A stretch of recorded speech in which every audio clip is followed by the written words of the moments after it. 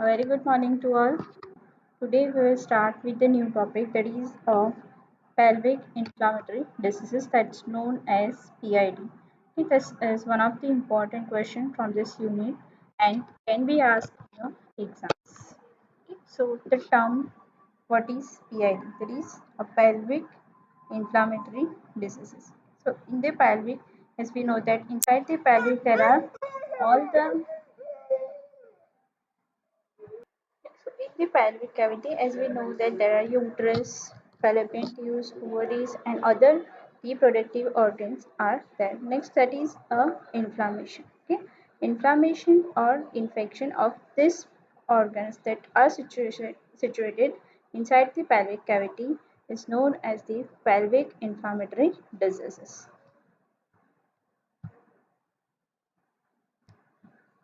So, pelvic inflammatory disease (PID) is an infection or inflammation of the female reproductive organs. Okay, so that organs they are situated inside the pelvic as in the lower abdomen, and that includes the fallopian tubes, that are two pairs of fallopian tubes, ovaries, two pairs of ovary, one cervix, and one uterus will be there. Okay.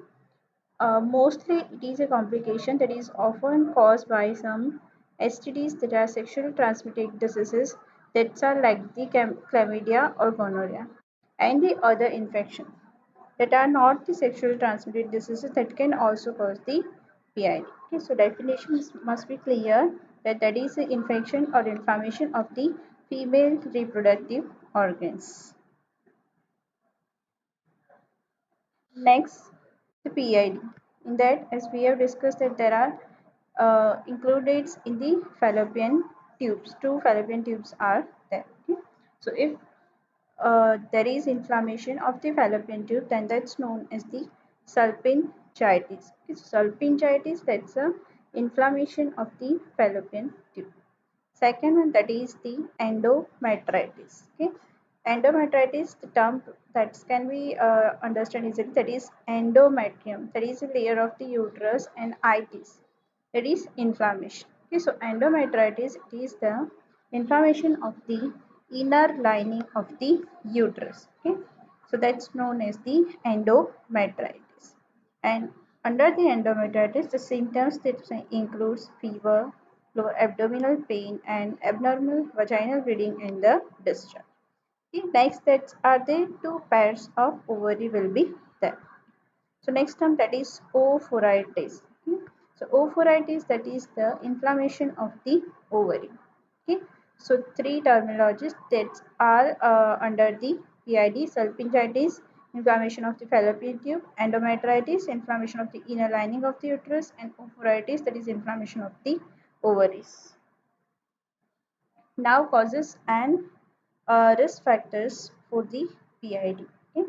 As we have discussed earlier, that's mostly they had a sexually transmitted diseases and they do not get treated. Okay. If any woman they are suffering from STD and they are not getting a proper treatment or early treatment at appropriate timing, then they can develop into a PID. Have more than one sexual partner, means a girl they are having a relationship with more than one partner. Next, have a sex partner who has a sex partner that's other than the you. Hmm? Means more than one partners if the partner is having the same. Have had PID before, means the previous history of pelvic inflammatory diseases, it can also reoccur.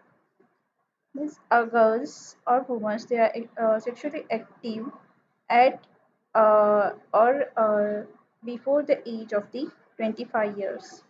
Next, that is the use of the Dutch. Dutch, that is a pouch-like structure is there, and those women who are using this Dutch, they can have a higher risk for the development of the PID. Next, having a sexual relationship without the condom, and last one, that is uses of the IUD, that is intrauterine device, that is a copper T for the birth control. So these are the causes and risk factors for the PID. Okay. Next, there is sign and symptoms. Okay. So which are the common sign and symptoms for the PID? If we discuss, then there is the inflammation. So fever, pain, irritation, swellings, then discharge, that will be a common signs of the PID. Hmm. So first there is a pain. The women or girls, they are experiencing the pain mostly in the lower abdomen and in the pelvis, and the pain that is ranging from the mild to severe form. Next, abnormal or heavy vaginal discharge. Okay?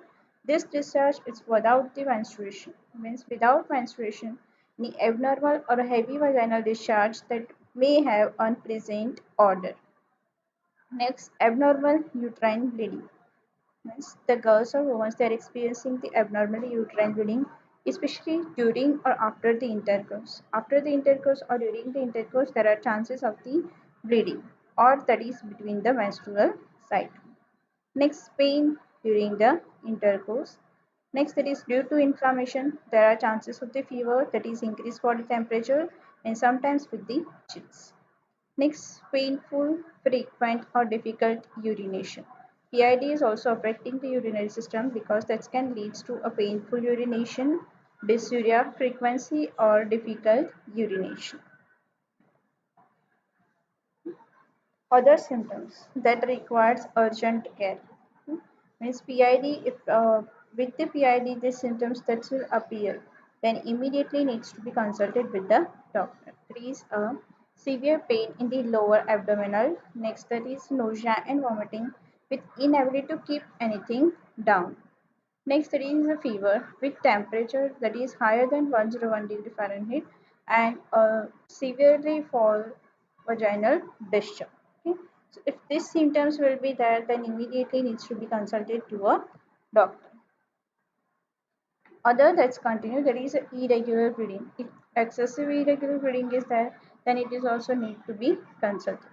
Increase of false smiling vaginal discharge, that needs to be uh, consulted. And lastly, the mothers, they are feeling very tired due to the increased blood loss. There are chances of the developing of the anemia, so that needs to be consulted with the doctors. These are the basic or main clinical manifestations or signs and symptoms of the PID. We will revise. Pain, mild to severe, abnormal or heavy vaginal discharge with unpleasant odor, abnormal uterine bleeding during or after the intercourse, but that is between the menstrual cycle. That is not a normal menstrual bleeding.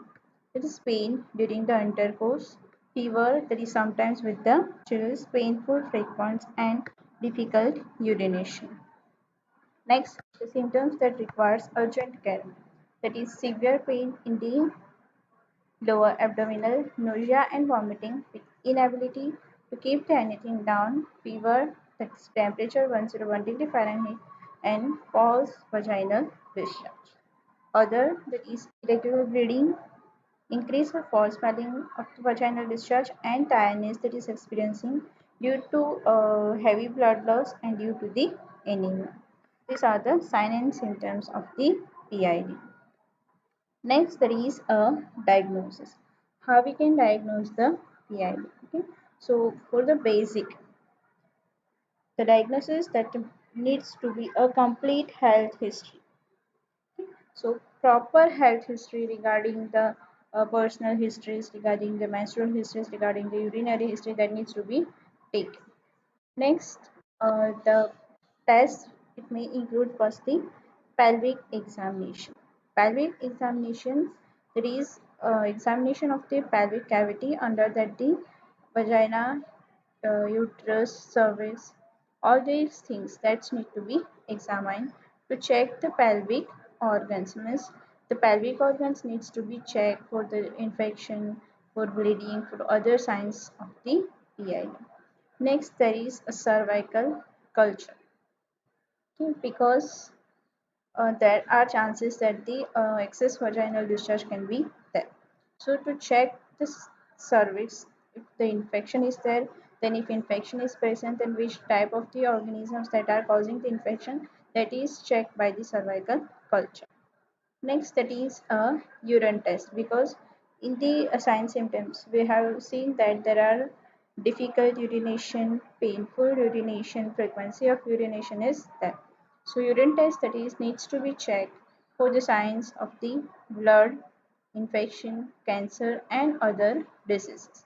Okay, so these are the basic diagnosis, that's pelvic examination, cervical culture test, urinary test.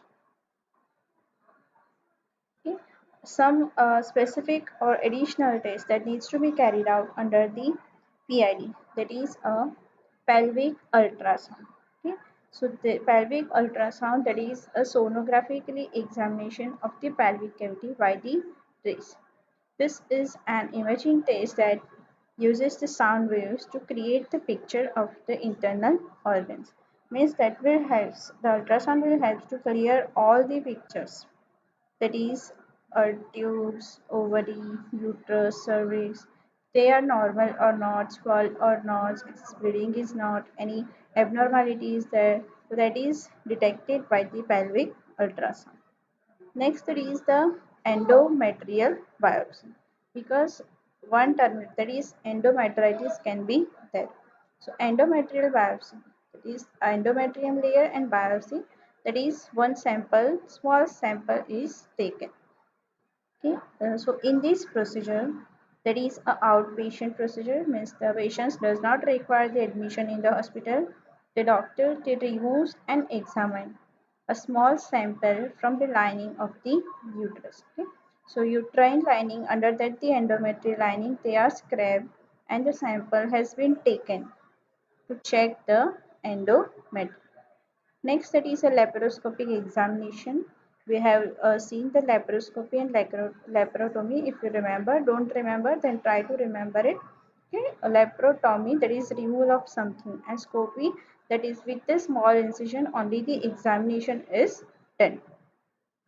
A laparoscopy is also outpatient procedure where a doctor insert a flexible instrument, means one flexible instruments with one camera and with the light sources. They are doing a small incision on the abdomen and takes the pictures of the pelvic organ. So under the laparoscopy, all the pictures, that is tubes, ovary, uterus, they all will be examined in detail compared to the ultrasonic examination, because here the tubes, they are patent or not, what are the all the structures of the ovary, that is all examination can be possible in the detail with the help of the laparoscopy. Okay, so these are the tests under the PID, that is pelvic examination, that is with the same spectrum, cervical culture to check the cervix for the infection, that is culture test is done, urinary test to check for the signs of blood, cancer, or other diseases. Next, pelvic ultrasound, that is USG pelvic, endometrial biopsy, small samples from the uterine linings, and laparoscopy with the camera and with the small device. The incision is on the abdomen and the pictures of the pelvic organs, they are taken. Okay. Now the treatment of the PID. Okay. If PID is diagnosed earlier, then it is very easy to treat it effectively. Okay. PID itself, it can be cured, and effects of the infection, that is sometimes permanent. Chances of the recurrence, they are very more compared to other diseases under the PID. If the women or girls, they are having a mild form of the PID, then they do not require any hospitalization. But the PID is very severe form, then it requires a hospitalization. That we have discussed the warning signs, that is severely ill, temperature is more than 101 degree Fahrenheit, patients with the nausea, vomiting, high grade fever, the patient is pregnant, and they are does not responding with the oral medication or antibiotics. And had abscess in the fallopian tubes or the ovary, that is a pus collection or fluid collection in the ovary and fallopian tube, then also the patients, they needs to be admitted in the hospital. Okay. So treatment, that is mostly two treatments are there, that is a medical and the surgical treatments. Okay. Medical, as you know, that the for any inflammation, the medication that is only the antibiotic, because only the antibiotics they can help to cure and treat the PID. Okay, so antibiotics that is commonly used for the PID, that is ofloxacin, cefoxitin, metronidazole, ceftriaxone, cephalosporin, doxycycline. Okay, these are commonly they are given for at least 14 days, and it is very important for the patient that they need to complete the whole course of the antibiotic for the 14 days, and the patient they are required to avoid any sexual intercourse during the treatment or until the patients they get cured from the PID. Okay? So this are that's a role of the antibiotic. Next, it is a surgery. Okay? As we know that the disease that can be spread, they can spread inside the tubes, inside the ovaries to form the abscess. Okay, so if that is spreading and it is severely, then it is to be treated by the surgery. So under the surgery, there are two options, that is laparoscopy and second one that is salpingectomy. Okay? Laparoscopy, that is a scope that is introduction with the so under the laparoscopy, as we know that it is a one incision on the abdomen, one camera is there with the light sources that is inserted through the incision on the abdominal wall. Okay. So under the laparoscopy or with the help of the laparoscopy, a blocked tubes means if the fallopian tubes they are blocked, any blockage is there, damaged tubes are then that it can be repaired. If there are any abnormal tissues are there, then the tissues they can also be removed by the help of the laparoscopy. Okay? And if scarring is there, which are causing infertility, then the scars they are also removed by the laparoscopy. So that is about the one surgery, that is a laparoscopy. And second one, that is salpingectomy. Okay. The term it can suggest the meaning salping, that is related to the tubes, and tomy, that is removal of the tubes. Tomy means cut or remove. Okay. So salpingectomy, it is removal of the one or both of the fallopian tubes to help to stop the spread of the infection. If any patients, those who do not want any pregnancy, who do not want any child, then in that patients we can remove both the tubes as per the patient's consent. But if the patients they are on one fallopian tube, then the chances of the pregnancy will be reduced by 50%. Okay, so these are the treatment under the PID: antibiotics, surgery under the laparoscopy, and salpingectomy.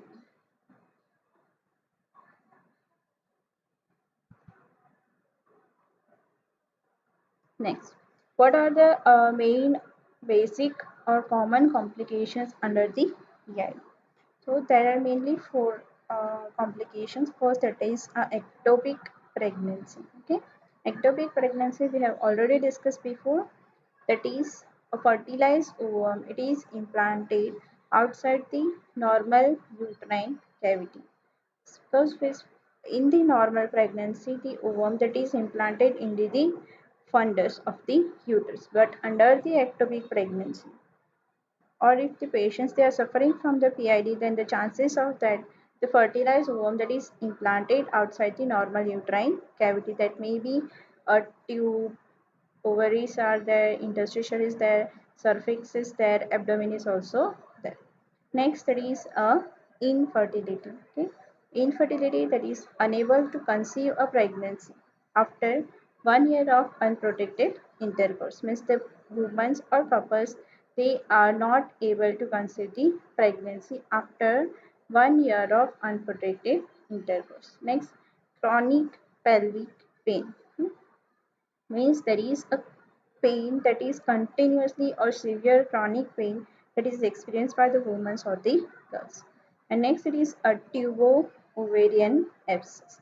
Okay, abscess, that is a collection of the fluids or the bloods, where there is a tubo means inside the fallopian tube and inside the ovary there may be a chance of the fluids collection. So these are the complications under the PID: ectopic pregnancy outside the normal uterine cavity, there is implantation, infertility, unable to conceive the pregnancy, chronic pelvic pain, pain in the pelvic area, and last there is the tubo-ovarian abscess, abscess in the fallopian tubes and inside the ovary. Next, that is a prevention. The most important, that is a PID that must needs to be prevented.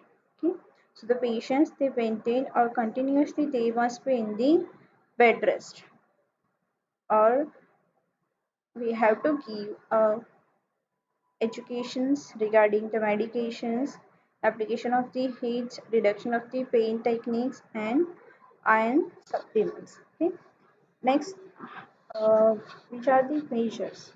The measures that will correlated with the causes. Because if cause is treated or it is revealed, then we can prevent the PID. That is practice of the safe sex. Means the use of condoms every time when the girls or women they are having the sexual intercourse, they must limit the number of the partners and ask about the potential partner's sexual history. Okay, so that is a safe sex that will help to prevent the PID. Talk to a doctor about the contraceptions. It means if contraceptive methods, that is a barrier method, birth control pills, then IUDs, that then that can also increase the risk of the PID. Hmm. So many forms of contraceptions they do not protect against the developments of the PID. Next, using a barrier method, they will help to reduce the risk of the PID. If the girls or women they are taking the birth control pills, use of the condom, that is every time with the while having a sexual relationship with a new partner to protect against the STI or STDs, that is sexual transmitted infections. Next, get tested. Okay. If having a past health history, if having any symptoms, or those who are at the risk, they make an appointment with the doctor for testing that must be on the regular basis. Set up a regular screening schedule with the doctor if it is needed. Next, early treatments of STI, it gives the best chance of avoiding PID. If it will be severe, then it is difficult to treat without the surgery. Next, requesting a partner to be tested means if any girls they are having a pelvic inflammatory disease or STI, the partner also needs to be tested and treated because they are also responsible for causing a PID in the woman. This can prevent the spread of STI and possible recurrence of the PID. Don't douche. The douching it upset the balance of the bacteria in the vagina. So minimum or restrict the use of the douche to protect the PID.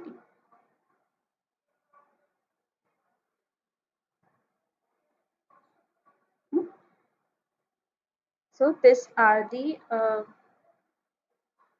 treatment or prevention of the PID. Okay. So under the prevention, safe sex, next, our advice or talk to your doctors about the contraceptions. They must get tested.